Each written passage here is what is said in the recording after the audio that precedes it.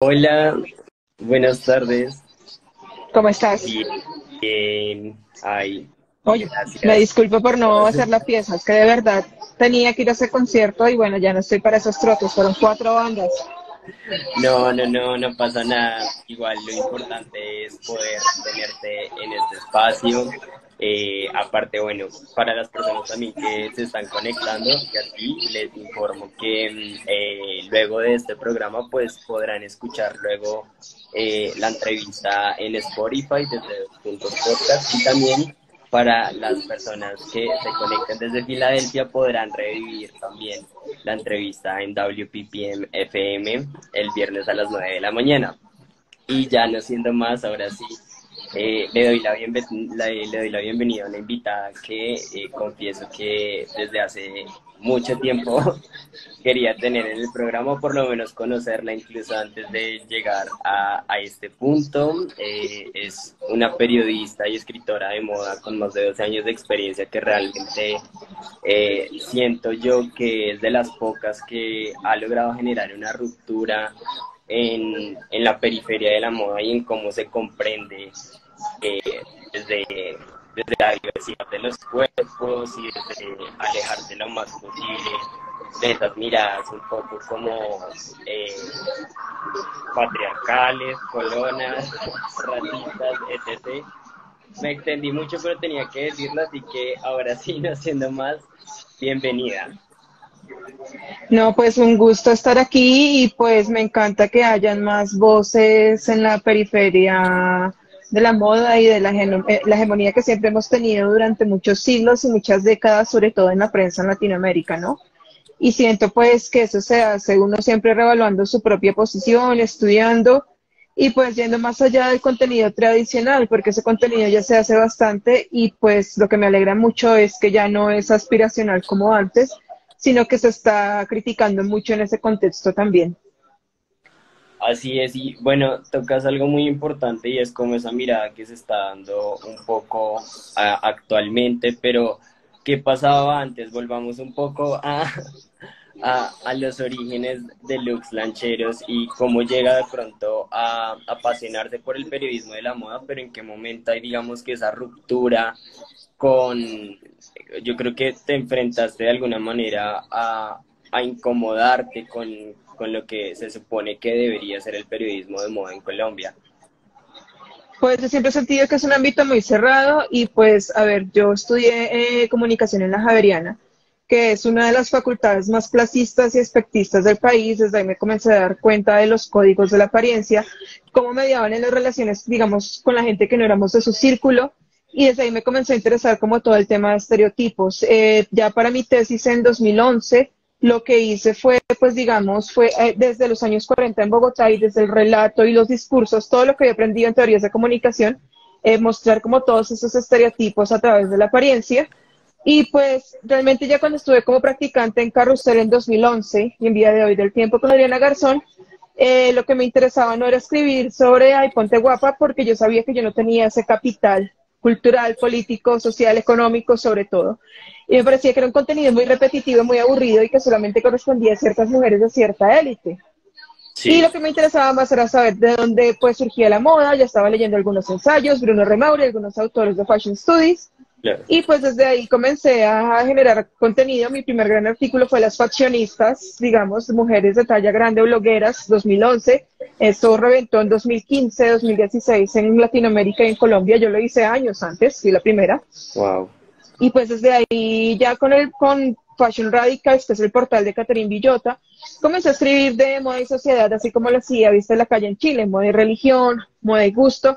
Pues todo lo que veía en comunicación lo comencé a aplicar realmente a lo que yo sabía y pues a leer, a leer, a leer y desde el periodismo hacerlo, porque pues obviamente yo no tenía dinero para estudiar en una academia de moda, no tenía dinero para irme a hacer el máster este de Parsons de Fashion Studies, pero pues yo veía lo que sucedía a mi alrededor y consideraba que quienes comunicaban moda eran bastante clasistas, elitistas, bastante cerrados a una realidad que yo vivía de primera mano con mi mamá, con mi familia. O sea, yo vengo de una clase media aspiracional donde ella pues compra ropa del Gran San, es una Cuchi Barbie. Imagínate comprándole ropa a una adolescente que le gustaba ver Yamamoto en las revistas de su amiga costurera. Entonces ese era un problema porque yo odiaba mostrar la cola y pues el código latino era mostrar la cola. ¿Sí me entiendes? claro. Entonces, pues eso era un choque cultural y un choque de visiones. Ella me decía que lo de ser de viejita, a mí me parecía aspiracional. Bueno, ahí comenzaron a ver como esas cosas y yo comencé a investigar ese fenómeno. Yo leía mucho a Eugenia de la Terriente cuando era periodista de estilo en El País y me gustaban mucho sus artículos porque daba buenas cifras de economía y política y comencé a aplicar eso en mi trabajo y pues como comencé por ahí. Llegué a Publimetro en 2013 como periodista de entretenimiento de televisión cuando apenas éramos 4 gatos en la web, ahora toda la redacción es internet, pero éramos solo 4 gatos. Y pues a cambio de subir notas virales tipo BuzzFeed de expectativa realidad y todas esas cosas que estaban muy de moda en 2012, 2013, Sí, y ok. subir al tráfico, claro, yo comencé a colonizar también el espacio de moda, pero hablando de por qué, por ejemplo, la ropa que era de fast fashion allá en Europa es tan cara aquí, por ejemplo, o porque hablar de levantacola, o sea, eso generó muchísimas ampollas en ese momento porque, como Claro, digo, el claro. discurso era bastante elitista, pero pues yo lo vivía de primera mano. Y yo decía, no, yo estoy cansada, a mí me trataban de que yo quería imponer esto, de que yo tenía mal gusto, o sea, mis De cosas. alguna Pero luché manera contra todo eso. era un ejercicio completamente contracorriente, porque supongo yo que igual muchas veces cuando se piensa en moda, muchas personas pueden llegar a pensar que pues el periodismo de moda y todo esto está enfocado es a que si Kim Kardashian está usando tal vestido, entonces hay que hablar de ese vestido, pero para que lo usen, no importa si no tienen la plata o no, no importa si lo tienen que comprar después o mandarlo a hacer, pero lo tienen que imitar y tú de alguna manera rompes con todo esto y siento yo que acercas la moda a personas pues que se habitan y se reconocen desde su propia realidad, entonces es como hacer una apertura muy grande de esos conceptos que se tenían de la moda y de qué tan cercanas también eran las personas que la consumían. Claro, es que ese es el ejercicio. Es decir, a mí en la Javeriana yo tuve profesores que son de la vieja escuela, o sea, profesores que, digamos, de ese círculo de periodismo que todavía no reconoce esto como un género de periodismo serio para comenzar. El periodismo cultural es lo máximo que pueden tolerar. Entonces, pues yo con esa escuela entendí que uno como periodista tiene que mirar más allá y siento que los periodistas de moda se quedan como en un mundo que no corresponde al 98% de la realidad, sobre todo de la realidad latinoamericana. Siendo yo una periodista raza, una periodista que tenía que cubrir emergencias, una periodista que tuvo que hacer política, que tuvo que hablar de dictaduras, terremotos, etcétera. Eso me dio una formación más allá del periodista de moda que solamente escribía de manera poética e inentendible sobre un vestido que jamás iba a comprar alguien, sino que me interesaba más ver cómo se vestía la gente, por qué se vestía la gente, porque aún tenemos imaginarios sobre la gente, sobre su apariencia y sobre su vestido, y porque, digamos, eso causa tantas tensiones sociales, políticas, económicas, religiosas. Eso me interesaba muchísimo más. Y pues realmente en televisión también veíamos ese fenómeno, no solamente lo que visten las reinas, lo que visten las sociales, y me parece que se aleja muchísimo de una realidad que veíamos ya expresada, por ejemplo, precisamente en el uso del jean levantacola, en la moda masiva, en los cantantes de música popular, en los cantantes de reggaetón, ya que comenzaba a despuntar como un fenómeno. Y pues siento que eso fue lo que contribuyó realmente a que yo buscara otros lugares donde pues hacer mi trabajo y hablar de mi trabajo y eso me ha conseguido historias que son bastante interesantes y realmente me siento más cómoda reporteando sobre esas historias que sobre una pasarela. O sea, no soy muy buena reseñando pasarelas desde mi propio punto de vista. Ok, ¿Por qué? Porque siento que me falta esa formación en moda técnica para, digamos, tener un criterio. Yo lo hago más desde el periodismo, preguntando qué hizo antes el diseñador, ok, qué hace después, por qué el material, cómo contrasta su línea creativa, las referencias. Y pues uno se da cuenta a veces en críticas de sus Menkes o de Tim Blanks que a veces se les va la olla. Y yo digo, no, esa no es la manera. Y pues yo siento que en cada cosa que hago es como preguntar lo básico, porque igual el periodista es como el intermediario entre una industria, un mundo y el público en general, ¿no? Y lo bueno es que también tuve una escuela de periódico generalista donde mis jefes, todos mis jefes, en la actualidad, hasta en la actualidad, han sido periodistas deportivos hombres, cisgénero. justo Entonces, te me ¿cómo? adelantas con Sí, algo que iba a preguntar y que seguramente ya vas a responder, pero sí debe ser muy raro como tratar de darle un discurso feminista a la moda y alejarlo un poco de la tendencia y darle un sentido más humano, teniendo jefes pues cisgénero, hombres, en su mayoría blancos quizás. Sí, sí, tuve dos periodistas, dos jefes chilenos, periodistas deportivos. Tengo actualmente un jefe que es periodista deportivo. Digamos que ha sido como el más abierto, el que tiene más apertura mental de todos los tres, pero el reto era explicarle a todos ellos cómo podíamos vender la moda y cómo podíamos encauzar ese discurso, ¿no? Lo bueno es que, bueno, yo leía bastante, siempre leo bastante, siempre cargo referencias, siempre investigo sobre esas referencias, entonces no me podían tumbar las tesis tan fáciles. Y además que pues ellos que les va a interesar sobre todo pues leer sobre un vestido que ni siquiera su esposa o su novia se va a poder comprar. Entonces por eso yo les ofrecía temas más políticos y más de moda y de fast fashion, por ejemplo. Llegamos a entrevistar a Mr. Erbil, que eran estos chicos de Irán que se ponían smokings contra ISIS, que pues prohibía todo el vestido occidental, por ejemplo.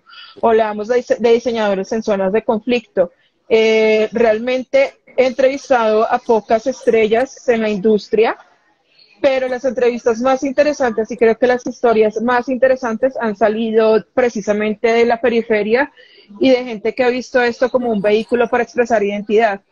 Cuando murió Fidel Castro en 2016 pude entrevistar al amigo de su nieto, que es uno de los primeros blogueros de moda en Cuba, y darse cuenta de que en Cuba hay moda, a pesar de todas las restricciones, de que pues los países con regímenes comunistas son los que más marcas compras porque realmente hasta la moda se la quitaron.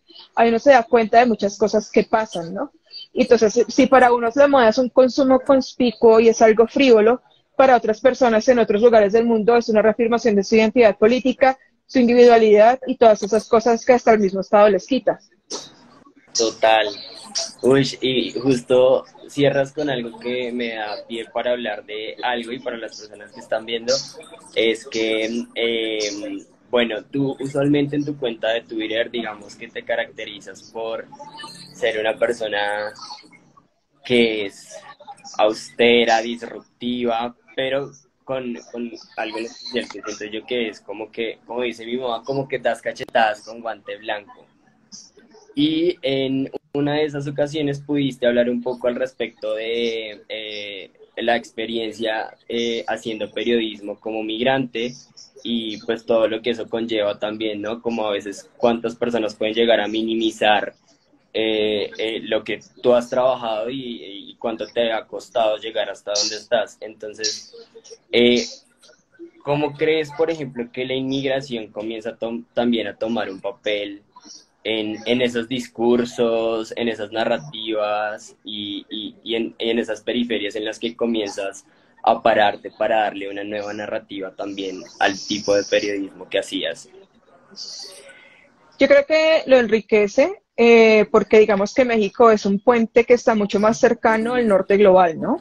Uh-huh. Entonces, yo siento que ahí fue como mi primer acercamiento allá a grandes nombres de la industria, pero pues ya como migrante la experiencia sobre el cuerpo latino, sobre las latinidades, sobre las formas de Claro. ser es otra, ¿no? Digamos que México es un país muy cercano a mi corazón. Yo algún día quisiera leer más o hacer una tesis o un estudio sobre las buchonas o sobre los memes de moda o sobre la cultura del counterfeit que tienen allá o de los quinceañeras. O sea, Sí, realmente todo es algo realmente que pues viene y tiene un montón de formas de ser de latinidad porque eso es lo que realmente, o sea, comprende todo el territorio que está sumiéndose y llegando a México desde hace muchísimo tiempo. Eso fue lo que me dio, más que todo un estudio sobre la moda latina, la forma de ser latino y la latinidad. wow. Y ahora, ¿cómo crees que se puede cambiar la mirada de Latinoamérica en general para que todo el periodismo de moda también comience a avanzar desde la construcción de igualdad y de la diversidad? Digamos que se rompa un poco con esa asociación directa entre moda y tendencia y también se comience a pensar un poco más como Espérame un en poquito, el... si quieres, revivamos el live porque afuera van a hacer una entrevista Ah, y no dale, puedo responderte bien. Entonces, espérate, dale. voy, busco otro espacio en la No, no te redacción. preocupes. Qué pena contigo, Listo. qué pena. Ya volvemos entonces. Dale. Ok. A ver, tengo el mejor espacio aquí. Hay menos ruido. Qué pena con todos ustedes. Listo. Estoy desde una sala de juntas, me encanta. Bueno, estábamos en que México me dio una idea de lo que es la latinidad y me dio una idea pues de los gustos que pueden generarse en un país, ¿no? Porque, o sea, realmente siento que como colombianos somos muy limitados, digamos que en nuestra visión de lo que es el gusto, la clase, etcétera, Sí. precisamente porque no tuvimos esa influencia migratoria que México tuvo durante todo el siglo XX. Wow, En sí. México han llegado muchas cosas, muchas estéticas, o sea, hay de todo. Hay una diversidad asombrosa y eso me encanta, o sea, junto con Brasil y Argentina creo que son países que realmente son un referente de diversidad, por más de que sus industrias todavía sean blancas y sean Sí. capitalistas y sean, bueno, hegemónicas, ¿no? Ahora sí, otra vez repíteme la pregunta que me estabas haciendo, por favor. Ya, y ahora sí, digamos que ya dándole un poco de cierre a todo lo que nos has compartido, quisiera preguntarte, ¿cómo crees que se puede cambiar la mirada para que Latinoamérica en general logre como avanzar en construcción de igualdad, diversidad, ruptura de estereotipos, pues desde la moda? ¿Qué crees que hace falta para que Colombia todavía como que le dé un sentido más social y humano alejado del fast fashion, la tendencia, la farándula, también decían por acá en los comentarios? Es que yo creo que eso va a seguir, es decir, Eh, yo creo que Colombia va a tardar 100 años, 50 años en reconocer la otredad. Ya lo ha hecho en muchas cosas, pero de todas maneras es un país al que le falta reconciliarse consigo mismo, con los otros, a reconocer la diferencia y no violentarla de alguna manera, ¿no? O sea, tú ves, por ejemplo, lo que ponen famosas como Paola Jara o ponen famosas como Daniela Ospina y las critican incluso por si tienen un hueso salido o si se les ve la cola de una forma distinta o si se les ve un ángulo de la cara Sí. distinto. O lo que Y me pasó con parece Karol que, G hace poco. exacto, exacto, exacto. Y pues uno se da cuenta, digamos, cuando alguien se viste diferente, todas las burlas que recibe incluso por su sexualidad. Es decir, Andrés Cancimance, por ejemplo, que es congresista de Putumayo, cuando Sí, fue con los tacones a la posesión, mostró toda la homofobia y el odio y la diferencia que todavía existe. Siento que es un país que aún le falta conectarse con eso y no es por culpa de la gente, sino por culpa de cómo fue conformado, ¿no? Fuimos un país poco abierto a otras influencias de afuera, somos un país endogámico, somos un país que cree que somos el centro del mundo cuando somos totalmente insignificantes, un país que cree que es un país de países también. Entonces, de cierta manera, siento yo que eso ha contribuido, a pesar de todo lo que ha pasado con la digitalización en ciertos contextos, a que no veamos la diferencia como tal. En países como México, de todas maneras, en países como Perú, en todo lado, igual están surgiendo voces, incluida también la tuya, que no estás en Latinoamérica, pero es una voz latinoamericana, donde están cuestionándose todos estos parámetros, donde se están cuestionando todas estas formas de racismo, clasismo, ismos, etcétera, etcétera. Y están también cuestionando sobre su propia industria. Eso hace 9 años no pasaba, yo sentía que era una lucha solitaria. ok. Ahora hay muchas voces, sobre todo en lo independiente y en lo digital, que están haciendo esto. Y voces que son disidentes. Y si bien no van a aparecer en la revista Elle o van a aparecer en las publicaciones de Vogue Latinoamérica, que me parece que hacen esfuerzos titánicos para ajustarse, digamos, a lo que está pasando, pero pues es de dientes para afuera. Estas voces siguen hablando y siguen teniendo sus espacios y tienen una audiencia que ya no le come cuento a estas revistas Sí, como antes, ya no es de una forma dictatorial, ¿sí me entiendes? O sí, sea, lo que vimos con Karol G es prueba de eso. La gente antes aceptaba las revistas y las endiosaba, y en 2006 hablábamos de Vogue, la Biblia de la moda, y de Runway, la Biblia de la moda. Ya no hay Biblias, o sea, las Biblias se quemaron hace muchísimo tiempo con las redes sociales. wow. Qué poderoso ese mensaje, aparte porque siento que refuerza muchísimo el hecho de que hay que entender la moda como un acto político todo el tiempo y entendernos también como seres políticos. Yo aclaro que de hecho sí estoy en Colombia, mi jefe, mi equipo y muchas de las personas que nos escuchan sí están en Filadelfia, pero concuerdo completamente. De hecho, a mí me pasa que me quiero poner un vestido y salir, y hay lugares en los que sencillamente no me siento cómodo, pero ahí es donde siento que se le asigna valor a lo que te pones y que lo transformas también en un acto político, como que en la Guajira, por ejemplo, que pues no creo que sea, pero tengo un vestido y pañoletas y demás, y caminar en medio de tanto machismo, o sea, era casi un suicidio, pero igual también uno comprende también como nuevas narrativas que uno no se pillaba, o igual de repente guajiros que uno podría estereotipar de alguna manera como que te dan miedo que sean demasiado machistas o algo por el estilo, y luego de repente llegan como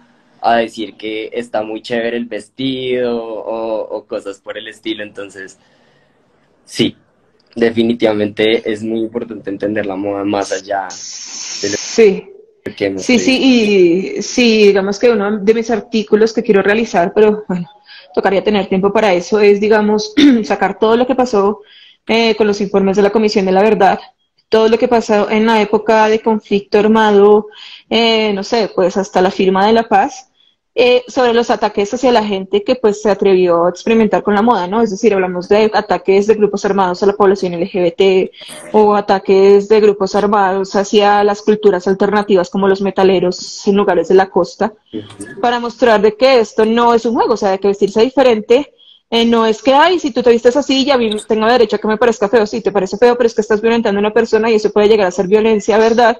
Porque entonces Sí, total. no hay un delgado límite entre juzgar y burlarse de una persona y anularla, y pues justificar luego que le arranquen las uñas en la plaza del pueblo sencillamente por ponerse tacones, ¿no? Entonces, digamos que uno de mis videos, el último, el del mal gusto, trataba precisamente de esto, porque sí, o sea, eso pasa y sigue siendo una violencia brutal.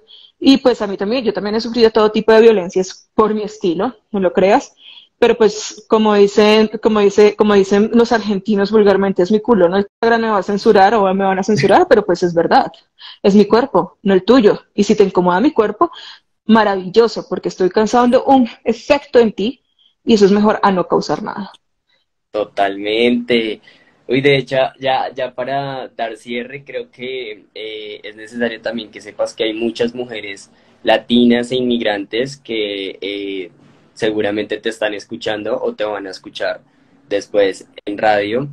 Y quisiera que les extiendas como un mensaje de pronto de empoderamiento, o de pronto si hay alguna mujer que está pensando en ejercer periodismo de moda, por ejemplo, pero siente ya toda la presión de haber tenido, por ejemplo, que inmigrar, de crecer en contextos conservadores y machistas y en una industria que igual ya mayoritariamente es patriarcal, machista, racista, como que qué consejo le puedes dar, o qué mensaje tendrías para estas personas.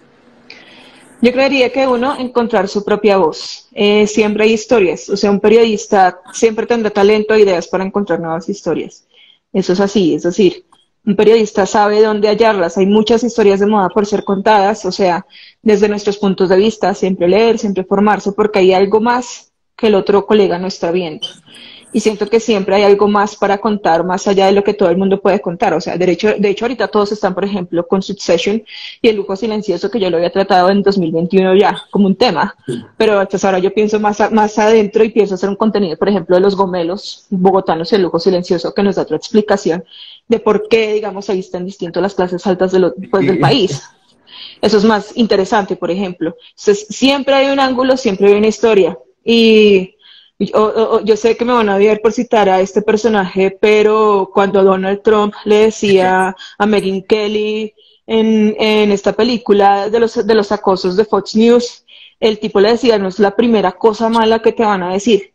Y con esto me refiero a que uno como periodista tiene que tener el cuero duro. O sea, uno puede recibir halagos, uno puede recibir insultos, los dos están bien porque el trabajo causa impacto, pero lo que importan son las ideas, lo que importan son las historias, lo que importa es lo que tú puedas hacer y lo que importa es lo que puedas contar. Lo demás es pasajero, es decir, esto hay que tratarlo como una profesión, no donde vas, ay, mi primera fila y mi viaje y mis cosas, porque eso es una tontería, o sea, te lo puede regalar o no te lo puede regalar cualquier persona, te lo puedes comprar o no.